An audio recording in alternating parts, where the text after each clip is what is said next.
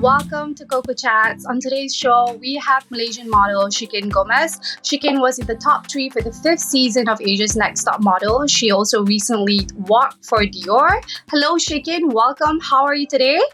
Hi guys, I'm good. I'm feeling very excited for today. Thank you. Okay, so can you tell us a bit about your background and how you got into modeling?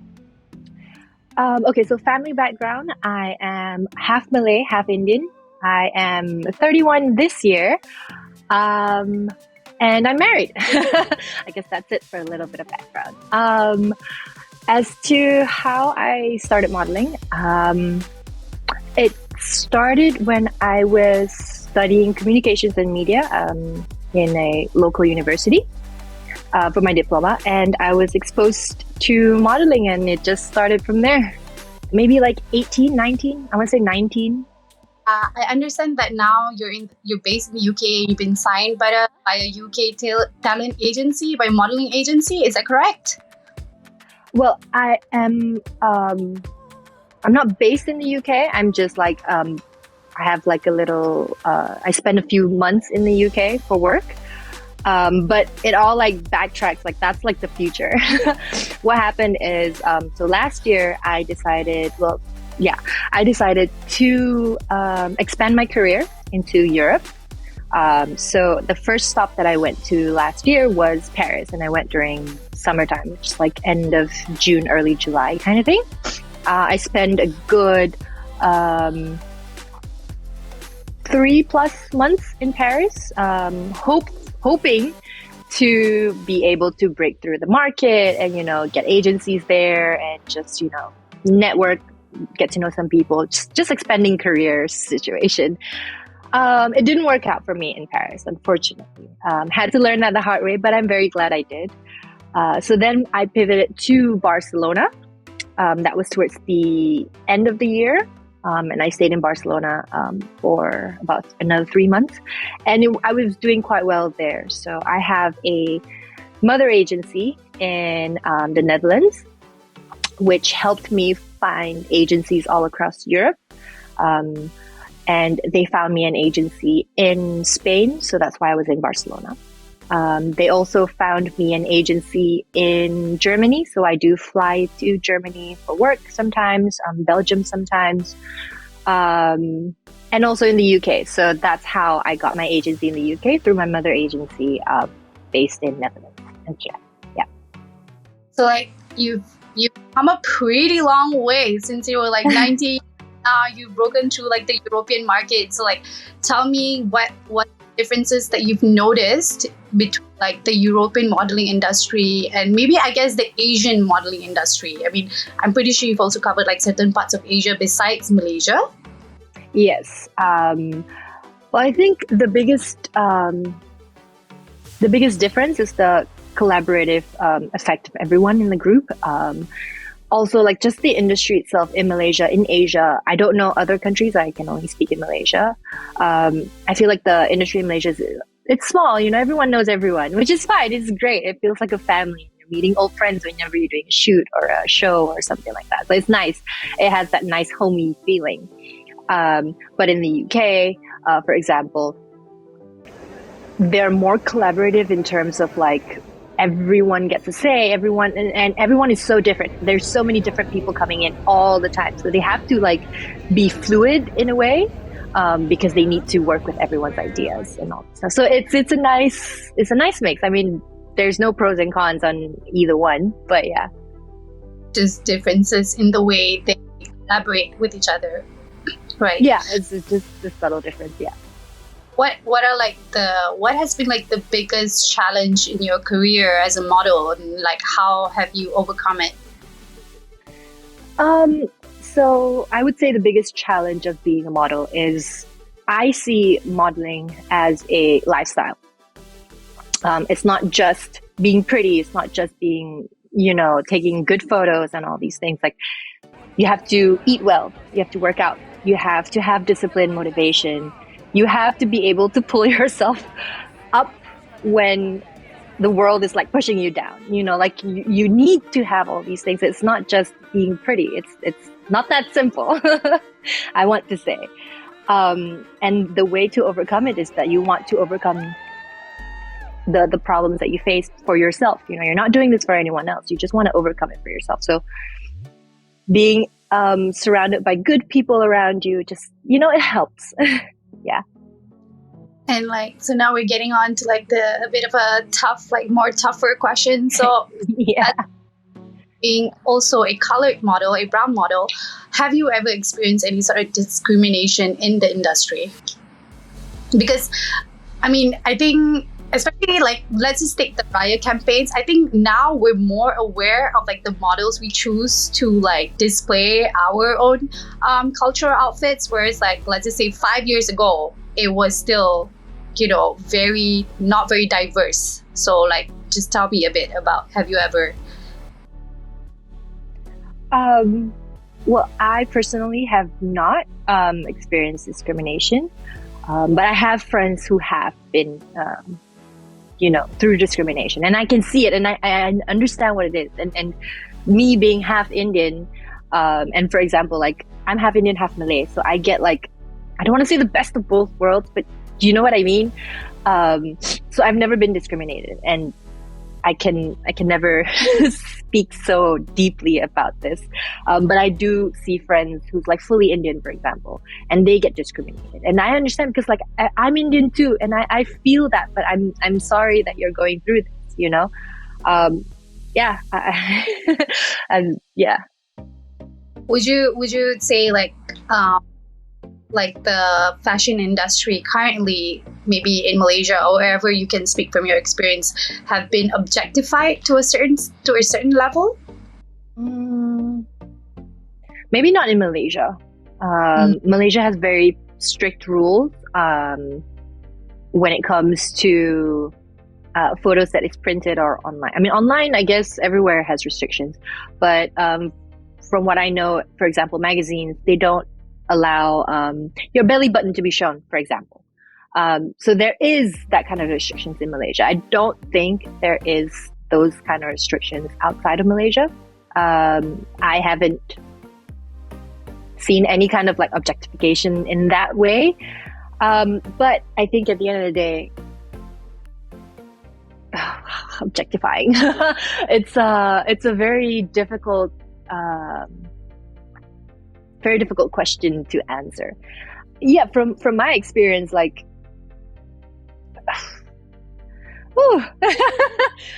is difficult.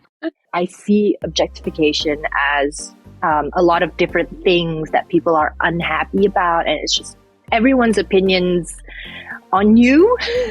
And in a sense that you have to, well, I'm a model. I'm supposed to be a blank canvas for the designer and their idea of what they want to showcase to people, So at the end of the day, I'm just a blank canvas. I have no say.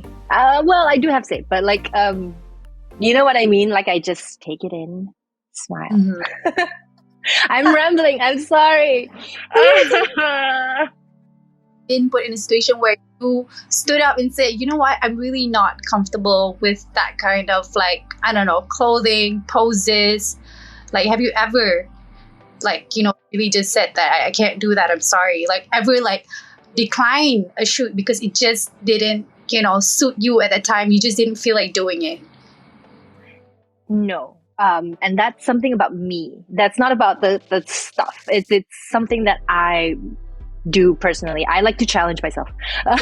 So I would like to try to do something different at least once to know if I like it or not like it. If I don't try it and I just block myself, I feel like I'm stunted in a way.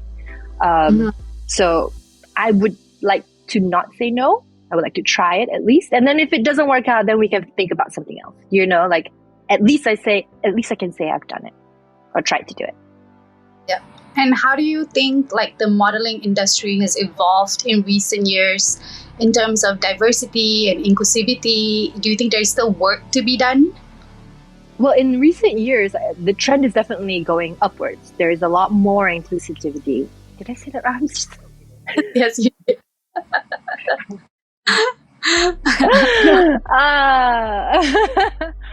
okay, there's a lot more inclusivity and diversity in the recent years. Definitely an upwards trend. And of course, there's always a lot more work to be done. That's just the way the world is. There's always something we can fix. Mm-hmm. And what are some of your career goals in the next few years? And where do you see yourself, running for whom? Like, is there any goal brands that you're like, I would walk for this brand? Well, I think it's all linked together. So my goal is to expand my career in Europe and to have good agencies in all the major fashion cities across Europe. So that is my goal. So I have two out of 4 now. I'm very excited. Nice. Can you talk about any upcoming projects or campaigns that you're working on currently? Well, I'm moving to Europe to be based there full time. So my husband and I were moving to Lisbon, which is, we feel like it's the perfect place to just hop on to any cities in Europe for work. Oh, nice. So that was the next big thing. How do you stay competitive and motivated and confident in this industry? I mean, I'm pretty sure it takes quite a lot out of you, just being, because you have so many other people coming up as well. So what advice would you give to potential models that are still just up and coming? Surround yourself with really good, supportive people. They're really one of the most important things, or people that I have in my life, is good people. The people that are very secure with themselves, people that are motivated to do their own thing, and when they see you succeed, they're just as happy for you. That's really good. So that's how I stay motivated, to be around people that are as motivated in their own aspects in life.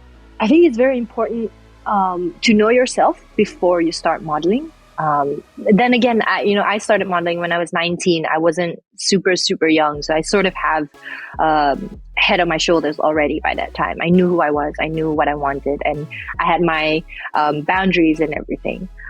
So it really depends on you. You need to be mentally strong in a way that you cannot just let people push you, You know your limits, you know your boundaries, you know what to say no to. And yeah, just surround yourself with good people. Be okay with being alone, because I was in Europe alone for 6 months. And I just got married last year. So half of the year is with my husband, and the other half is I'm alone. So being able to be by yourself, enjoy your own company, it's very important, especially if you want to expand to a different city, because you're probably going to be alone. So yeah, figure out a way to keep yourself happy. And every industry, there is a certain level of toxicity. So how would you have handled just being in a toxic environment in your industry? How do you manage that? What do you mean by toxic environment? People or I don't know, managements, whatever you've come across, because not every industry is all sunshine and yeah, what kind of how do you handle that situation? I think at the end of the day, you just have to be professional. You just have to suck it up. Yeah, like you said, every industry has this. It's not exclusively for fashion or for modeling. Every industry goes through toxic environments, toxic people, toxic everything, right? And I think it comes back down to you and how you react to this, because you can only control your reaction. You can't control other people's reaction. So being in tune with yourself, and knowing that you can pause, you can take a breather, you can be professional and still have a relationship of somewhat with a toxic person without going too far past boundaries and all that. Was it like intimidating for you when you first went, especially when you said you went alone to Europe to do this? Was it intimidating for you going into an industry like you like it's a whole new world for you? You're like, okay, Yeah. everybody's here is like very like, just good looking, striving. Like how did it ever make you feel a little bit intimidated or insecure about your future as a model in Europe? Well, of course. I decided to expand my career at the age of 30 in Europe and Paris, and no less. I didn't know anyone. Well, I didn't really know anyone in Paris, and yeah, it was intimidating. It was scary. I questioned myself a lot. Like, what am I doing here? Is this the right thing to do? And having a good support system, friends, family to say, why not do it now? Why are you scared? We're all here for you. We're all rooting for you. If you need to call, you have us, call us. Like, if you need anything, just let us know. So having that kind of support system really helped me, even though we were 7 hours difference. Yeah. Okay, that's good. Lastly, so can you share something with us that people might be surprised to learn about you, or a fun fact that not many people know? Maybe like, I don't know, you like swimming in the ocean or you like swimming with sharks, for example. Well, I'm actually scared of swimming in the ocean because I can't touch the bottom, so I'm scared. Anyways, another fun fact is that I never travel anywhere without my speakers. I always have my speakers with me, whether I go to the toilet or if I'm in a hotel room, especially, you get quiet, right? So you just want something music. So I listen to so much music when I'm alone, especially. And when I wash my hair in the shower, it's like I need music. Like you're gonna say something and nobody's there, or like. Okay. No, yeah. All right. Okay. Thank you so much, Shikin, for being on the show today with us. We look forward to having you again in the future, maybe on Coco Chats, and all the best with your endeavors. Thank you. Thank you so much. Bye. Coconuts TV.